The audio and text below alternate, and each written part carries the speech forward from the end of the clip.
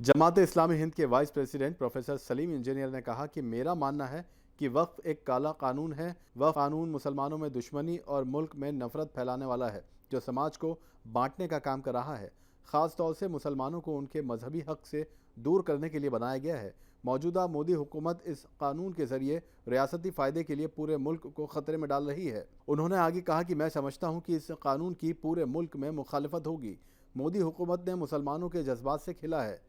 उन्होंने कहा, हम इस बिल की मुखालफत करते रहेंगे और इसके लिए कानून का रास्ता अपनाया जाएगा। साथ ही उद्धव ठाकरे से वक्फ कानून के खिलाफ मिले सपोर्ट का उन्होंने शुक्रिया अदा किया है और कहा है कि जिन लोगों ने भी इस कानून की मुखालफत में वोट किया और अपनी आवाज़ उठाई है, मैं उनका शुक्रिया अदा करता हूँ। बता दें कि पार्लियामेंट के दोनों ऐवानों से वक्फ बिल 2025 को सदर जमहूरिया द्रौपदी मुर्मू से मंजूरी मिल गई थी।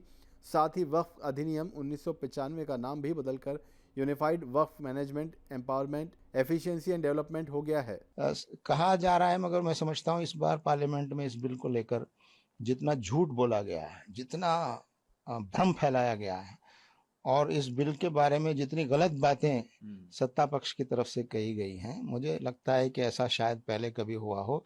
और दूसरा ये कि ये बिल सिर्फ मुसलमानों को नुकसान पहुंचाने वाला नहीं है।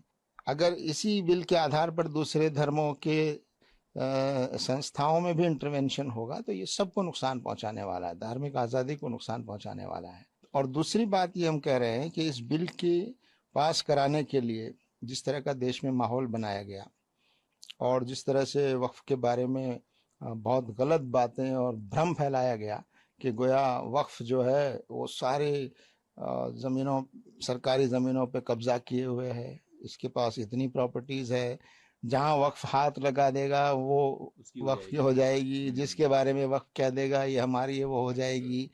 ट्राइब्यूनल जो है वो उसमें कहीं उसका जो फैसला है वो आखिरी फैसला होगा।